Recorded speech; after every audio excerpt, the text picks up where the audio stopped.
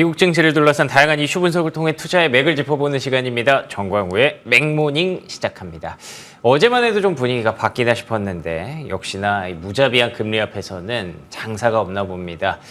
금리 전망 한번 얘기해 보고요. 그리고 또 빅테크 실적이 혹시라도 시장을 좀 구원해 주지 않을까 하는 마음에 실적 시즌까지 쭉 한번 얘기를 나눠보도록 하죠. 86번가 정광우 대표 모셨습니다. 안녕하십니까? 네, 안녕하십니까? 네, 안녕하십니까? 참 어렵네요, 시장.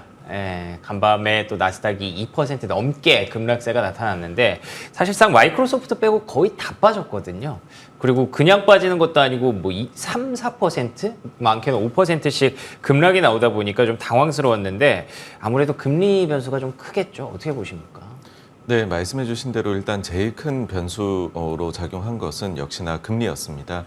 일단 10년물 금리가 뭐 장 전으로 해가지고서 며칠 전에는 5% 이상을 기록을 했었는데 네. 그러고 나가지고서 시장에 몇몇 그런 뭐 소위 우리가 뭐 큰 손이나 아니면 영향력을 미치는 분석가라고 하죠. 그런 쪽에서 나오는 이야기가 이건 좀 과도하게 간 것 같다. 그렇죠. 심지어 어떤 투자자의 경우에는 본인은 국채 이제 그 금리 상승 배팅하는 것을 다 걷어들였다. 뭐 그런 이야기들을 하면서 금리가 또 좀 내려오는 듯 했었습니다. 그러니까요. 근데 그 지금 장기 금리를 움직이는 요인이 무엇이냐라고 예. 했었을 때에 시장에서 보는 거는 뭐 첫 번째는 경기 재가속화에 대한 우려입니다. 그러니까는 최근에 소매 판매 데이터가 너무 좋았었고, 그러니까는 요 높아진 금리가 너무 장기간으로 혹시나 가는 것 아닐까.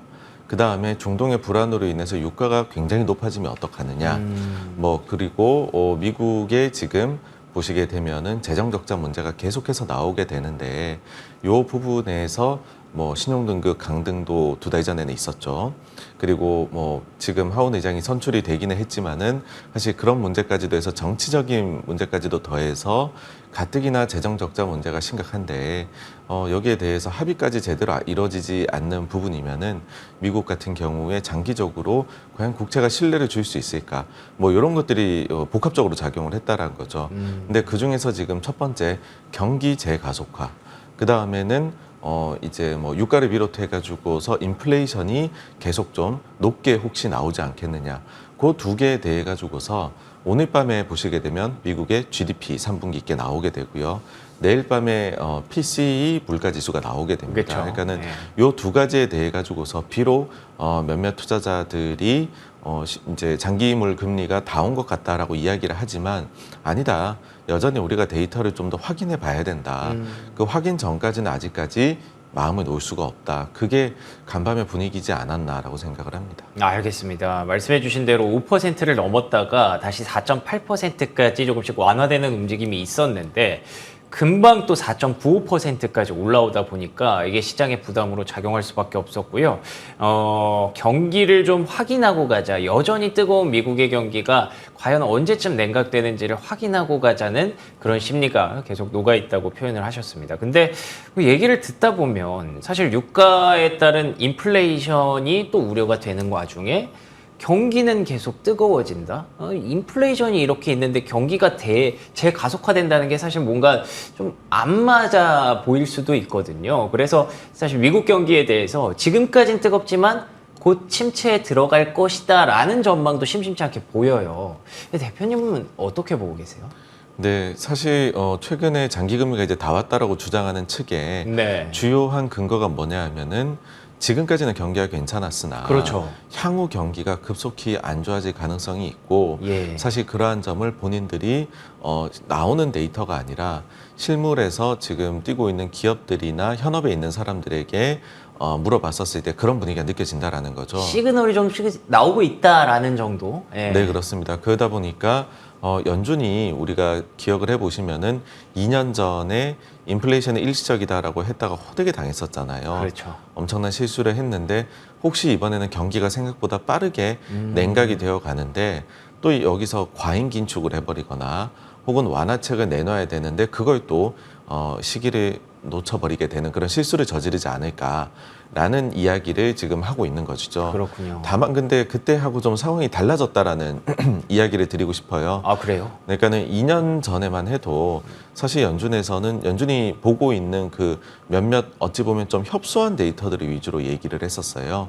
그러니까 물가라든지 아니면은 고용에 대해 가지고서 이제 조금 그 우리가 가장 시장이 주목하는 몇 가지 데이터에 대해서만 좀 보고 있는 상황이었다라고 하면은 그 이후에 연준도 반성을 하는 것이 딱 그것만 봐가지고서는 본인들이 실수할 여지가 높아진다라는 거죠. 그러니 복합적으로 봐야 된다라는 거고 실제로 지금 이미 연준 몇몇 위원들이 어떤 얘기를 하느냐 하면은 발표되는 데이터를 보면은 이 소매 판매가 괜찮은 걸로 보이는데 맞죠. 근데 이게 괴리가 있는 것 같다라는 얘기를 하는 거예요. 본인들도 지금 현장의 목소리를 들어보면 현장의 목소리는 냉각되어 간다라고 얘기를 한다라는 거예요. 그래서 연준의 지금 선택이 어떻게 되어 가느냐 결국에는 이게 관심사인데 보시게 되면 11월 달에 금리는 거의 뭐 동결로 지금 굳어져 있거든요. 그렇죠. 11월은 그렇죠. 네, 그런 식으로 이야기를 하는 것 자체가 어떤 이유에서냐 하면은 지금 여기에서는 추가로 올리기에도 과잉 긴축의 위험이 있어 보이고 그렇다고 바로 완화로 돌아서기에는 아직까지는 뭐 완벽하게 인플레이션이 잡혔다라는 증거는 우리가 승리 선언하기는 이르다.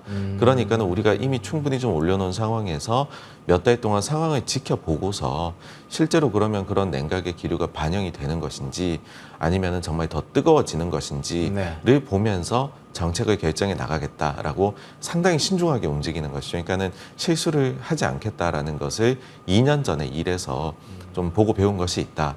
그러니까는 시장에서 생각하는 것만큼 연준이 큰 실수를, 그러니까 저는 지금 장기 금리가 많이 치솟는 이유 자체가 연준이 큰 실수를 이번에도 반드시 저지를 거야라고 시장은 보고 있다라고 생각을 하거든요. 근데 그렇군요. 그거랑은 좀 다르다라는 거예요. 네. 왜 그런 생각을 하느냐 하면은 과거에 인플레이션이 1.5에서 2%일 때 장기 금리가 어땠냐 하면은 2% 중반 혹은 3% 정도 그 2%대를 갔단 말이죠. 예. 그렇다라는 말은 인플레이션 목표에다가 실질 중립 금리를 0.5% 정도만 더해 줬었다라는 건데. 그러네요. 근데 지금 같은 경우에 사실은 인플레이션 목표를 더 올리지 않았어요. 그러니까 인플레이션은 2% 인플레이션 목표를 달성하기 위해 연준은 최선을 다하고 있고 다만 시장에서는 현실적으로는 그보다는 좀 더 높은 데서 안착하지 않겠어? 뭐 한 2.5에서 3 이렇게 보일 수는 있죠. 근데 그렇다라고 했었을 때에 실질 중립금리가 갑자기 0.5이던 것이 지금 그러면 그것이 2에서 3까지 올라가 버렸다라는 거를 그쵸. 다 반영을 해야 10년물이 5%가 될 수 있거든요. 그쵸. 그러니까는 네. 그거 자체를 거의 기정사실화를 해버린다라는 거죠. 높을 수밖에 없고 연준은 과잉 긴축을 할 수밖에 없고라는 식으로까지도 흘러가는 분위기가 느껴져서 그건 사실은 연준은 지금 조심스럽게 가겠다라는 스탠스에 대해서 시장에서 좀 많이 무시를 하고 있는 것이 아닌가라는 생각이 듭니다. 결국에는 연준에 대한 신뢰도가 좀 떨어져 있다는 거. 이게 또 10년물 국채 금리를 계속 밀어 올리고 있는 요인 중에 가장 큰 요인이 또 되는 거군요. 알겠습니다. 그런데다가 지금 뭐 연준이 계속 신중함을 되찾으려고 합니다만, 과연 연준이 지금 어떤 베팅을 강력하게 했을 때, 혹은 뭐 비둘기파적인 뭔가 발언을 내놨을 때, 또 시장이 또 급격하게 또 움직일 수 있기 때문에 이 부분에 있어서 계속 좀 변곡점을 좀 기다리고 있는 듯한 그런 금리의 움직임이라고 봐야 될 것 같고요. 그러면 금리의 변동성은 아마도 당분간 좀 지속될 가능성이 높다라고 보고 계신 거겠죠. 사실 연준에서는 지금 많은 시그널을 보내고 있습니다. 이게 어떤 이야기냐 하면은요. 네. 10년물 금리가 지난 가장 최근에 있었던 FOMC 회의 직전에는 한 4.3% 정도였어요. 근데 지금 예, 5%를 육박을 하고 그쵸. 있거든요. 근데 4.3 정도일 때에 그 이제 보였던 반응하고 그 다음에 실제로 장기 금리가 치솟고 나니까는 연준에서는 말을 좀 바꿉니다. 맞아요. 약간 뭐냐? 비둘기파죠. 네, 그렇습니다. 그러니까는 지금 장기 금리가 시중 금리가 올라간 것 그 자체가 본인들이 기준 금리를 추가로 올려야 되는 것을 이미 그 역할을 대신한 것으로 그러네요. 보인다라는 얘기를 하면서 비둘기적인 이야기들을 내놓고 있어요. 하지만 시장에서는 받아들이지를 않는 거다라고 생각을 합니다. 그러니까는 연준에서 지금 어떤 이야기를 하더라도 아니면은 뭐 연준의 능한 인사들이 이야기를 하더라도 사실 제가 좀 최근에 놀랬던 건 뭐냐면 예. 파월 의장이나 다른 인사들이 나와가지고서 하는 이야기를 보고 하루에 금리가 뭐 10bp, 20bp 움직인 경우는 못 봤거든요, 최근에. 근데 이제 그냥 시장에 있는 투자자인 빌레크먼 같은 경우에 한 그 이제 180억 달러 정도를 운영하는 걸로 그렇게 지금 보이는데 그의 말에 오히려 더 크게 시장이 움직인다라는 거예요. 뭐 별 얘기 안 했어요, 네, 사실. 그러니까는 사실 그런 것들을 보면서 네. 느끼는 게 뭐냐 하면 네네. 시장에서는 거의 지금 이제 연준에서는 사실 조심스럽게 하겠다라는 거를 얘기를 아무리 해도 2년 전에 본인들의 원죄가 있는 것이고 그리고 또 지금 시장 금리가 올라가는 쪽이 워낙 보이다 보니까는 그런 이야기들 자체도 거의 반영이 안 되고 들리지 않는 정도까지도 온 것이 아닌가인데 사실 그런 것들은 시장에서 좀 과도한 반응이다. 왜냐하면 그게 연준이 반드시 맞는데 그거의 시장이 잘못 받아들인다. 그런 게 아니라 어차피 10년물이라는 거는 장기채라는 거는 장기간에 걸쳐서 어떻게 시장의 상황이 바뀔 거냐를 보는 거잖아요. 예. 그건 사실은 아무도 확신을 할 수 없는 그렇죠. 부분인데 근데 네. 다른 쪽의 의견이 꽤 많이 무시가 되고 있다라는 거고요. 그러니까는 뭐 실은 우리가 몇 년 전으로 되돌아가 보면은 불과 한 4년 전만 해도 코로나라는 게 터질 줄 몰랐었고 그때만 해도 인플레이션을 어떻게 하면 도대체 일으킬 수 있을까라고 모든 사람들이 고민을 했었는데 지금은 어떻게 하면 인플레이션을 낮출까를 고민을 하거든요. 그러니까는 예. 그 정도로 상황들은 꽤 많이 바뀌기 때문에 늘 강조하는 것이 장기적으로 어떻게 돼 있지는 정말로 예상이 어려우니 그러면 현실적으로 할 수 있는 건 조심스럽게 가야 된다라는 말을 할 수 있는 건데 여기에서 가령 뭐 70년대와 같이 인플레이션이 과도한 인플레가 반드시 재발할 것이다. 혹은 이제 실질 중립금리가 반드시 과거 대비해서 많이 높아져야 된다. 이런 것들은 저는 좀 과도한 베팅이다라고 생각을 합니다. 알겠습니다. 분명히 과한 부분이 있습니다. 10년물 국채금리에. 근데 뭐 시작은 항상 옳다고 우리가 가정을 하고 거기에 또 적응을 하고 전략을 만들어 가야 되는 거니까요. 과하다고 해서 우리가 뭐 계속 뭐 하소연만 할 수는 없는 마당이니까 여러 가지 또 대응 전략들을 일단 찾아가야겠죠. 그래서 또 빅테크 실적에 조금 기대를 하시는 분들이 분명히 있었는데 최근에 보면 영향력도 좀 커지는 것 같고요. 근데 개별적으로 기업들 간의 차별화도 좀 심해지는 것 같아요. 어떤 포인트를 잡을 수 있을까요? 사실 절대적으로 매출액하고 그다음에 주당 순이익을 봤었을 때에는 거의 대부분의 빅테크들이 호실적을 발표를 했습니다.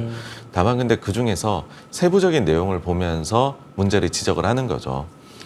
그 마이크로소프트 같은 경우에는 사실 지적을 할 만한 부분이 없을 정도로 모든 부분이 다 잘 나와버렸거든요. 너무 좋았죠. 예. 네, 근데 구글 같은 경우에는 잘 나왔는데 그 중에서 지금 클라우드 그다음에 광고 쪽에서 시장의 예상치를 조금 하회를 했다라는 걸 두고서 이게 혹시 경쟁에서 밀리는 것 아니냐. 혹은 나아가가지고서는 이쪽 경기가 둔화가 빠르게 되고 있는 것이 아니냐라고 하다 보니 그와 관련이 되어 있는 기업들이 다 약했던 거거든요. 그렇군요. 네. 근데 또 막상 실적이 나오고 나니까는 메타에서 실적을 발표를 하고 나니 지금 주당 순이익이 20% 이상 시장 예상보다 잘 나왔거든요. 완전 좋았어요. 그러니까는 매출도 좋았었고요. 예. 그러니까 이거를 보면은 또 그게 아닌 것 같아 보이는. 인데 여기에서는 또 지금 어떤 점이 소위 말해 트집으로 잡혔냐 하면은. 네. 지금 메타가 실적을 발표할 때 그 메타가 사실 한 지난 1년 동안 해왔던 가장 많은 이제 쓴 단어라고 하면 비용 절감이거든요. 그렇죠. 네. 대규모 구조조정도 했고요. 이번에도 비용 절감을 하는데 연간 비용 절감 예상치를 우리는 더 비용 절감을 할 수 있을 것 같아요라고 그 가이던스를 올려버렸어요. 근데 그걸 보고서 아니 그러면은 투자를 적게 하는 것 아니냐. 근데 실제로 이제 이런 캐펙스라고 얘기를 하죠. 뭐 서버를 비롯해서 예. 그 투자를 보니까는 올해 연간으로 예상액을 270억 달러에서 300억 달러 정도로 봤었는데 요거를 270억 달러에서 290억 달러로 본다로 바꾼 거예요.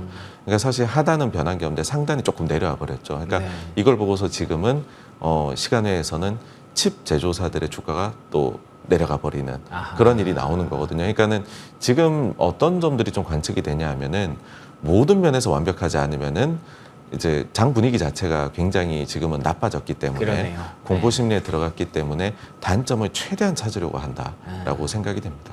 알겠습니다. 국채금리도 그렇고 실적도 그렇고 지금 뭐 평범한 장세라고는 할 수 없을 것 같습니다. 분명히 과도한 측면이 있는데 어쨌든 그게 시장의 분위기니까요. 우리가 좀 수용을 하고 전략을 계속 만들어 가야 될 것 같습니다. 그래서 뭐 앞에서 했던 얘기로 다시 조금 돌아오면 이제 또 GDP라든지 PC라든지 이런 부분들이 좀 발표가 될 텐데 그에 맞게 우리는 어떤 전략을 가져가야 될지 정리 한번 해주시면 좋을 것 같습니다. 네, 기본적으로 PC 물가 지수는 이게 서프라이즈가 나오기 좀 어려운 구조를 가지고 있어요. 왜냐하면 그 항목들이 대체로 그 전에 나오는 CPI나 그러니까 소비자 물가지수나 생산자 물가지수의 그 데이터를 참고해가지고 나오는 것이기 때문에 네. 이게 좀 늦게 발표되잖아요. 그쵸, 그래서 맞습니다. 뭐 이제 더 높게 나오더라도 0.1%포인트, 낮게 나오더라도 0.1%포인트 이런 식이에요. 그래서 이번에도 거의 예상치 수준에서 나오지 않을까라는 것인데 근데 뭐 시장 일각에서는 많이 높게 나오지 않을까라는 생각도 하는 것 같아요. 왜냐하면 최근에 어쨌든 CPI 같은 경우에 그다음 PPI 같은 경우에 헤드라인이 예상보다 높게 나왔었기 때문에 예. 물가가 전체적으로 높게 나오는 거 아니냐라는 생각이 있는 것 같고 근데 그런 걸 보기에는 PC가 나올 때는 구조 자체가 그렇다라는 말씀 드리고 싶고요. 그다음에 GDP 같은 경우에는 지금 뭐 예상치가 계속 올라갔죠. 근데 지금 4% 중반으로 예상치가 나오고는 있지만은 우리가 많이 보고 있는 GDP 나우의 경우에 그러니까 애틀랜타 연은에서 발표하는 GDP 나우 같은 경우는 5%대를 보고 있거든요. 그러니까요. 그러니까 시장의 기대는 저는 지금 그 이제 월스트리트의 컨센서스 대비해 가지고서는 분명히 높다라고 생각을 해요. 그래서 이 부분에 대해 가지고서도 이미 경기 재가속화라고 우리가 얘기할 만큼 우려하는 것이 충분히 예상치에 들어가 있지 않나. 그리고 그러네요. 시장의 네. 예상에는 더 들어가 있지 않냐 이고 그리고 재미난 거 하나 말씀드리고 싶은 것이 최근 장기 금리가 이제 다 온 것 같다라는 얘기를 하는 측에서 하는 얘기가 뭐냐 하면은 지금부터 앞으로가 아니 지금 당장에라도 시장의 목소리를 들어보면 둔화가 느껴지는데 이거는 우리 잘못하면은 시장에서 엄청난 위험이 발생할 수도 있다. 그러니까 경기 침체가 올 수도 있다는 얘기를 하는 거거든요. 그러니까 이 말은 뭐냐 하면 3분기 GDP 발표는 지나간 일인 거잖아요. 그러니까 이게 그렇죠. 높기는 한데, 그러니까 지금 장기금리가 다 왔어라는 새로운 논리가 생긴 것 중에 하나는 뭐냐 하면 그건 과거의 것이고 앞으로가 빠르게 냉각되어 가는 게 이미 관측이 되고 있어라는 이야기를 하면서 마치 이제 지금 나오는 데이터들은 일단은 과거의 것으로 치부를 해버리는 듯한 논리를 또 만들어내고 있는 거거든요. 그러니까 그것 자체가 GDP 발표가 원래는 굉장한 빅 이벤트로 여겨졌었으나 사실은 그 이제 중요도가 우려 대비해서는 저는 조금 이제는 낮아져야 되는 것이 아닌가 그렇게로 생각을 합니다. 알겠습니다. GDP 뭐 4%에서 5% 진짜 놀라운 숫자죠. 그런데 이게 이미 시장에 어느 정도 반영이 되어 있다고 보고 계신 것 같습니다. 그렇기 때문에 앞으로 정말 경기가 그쪽의 예상대로 빠지는지 침체로 가는지 그 정도는 어느 정도인지 이런 부분들에 아마 포커스를 맞춰야 되지 않을까 싶네요. 좋습니다. 참 어려운 시장 풀어주셔서 감사드리고요. 지금까지 86번가 정광우 대표와 함께 얘기 나눠봤습니다. 오늘도 좋은 말씀 고맙습니다. 감사합니다.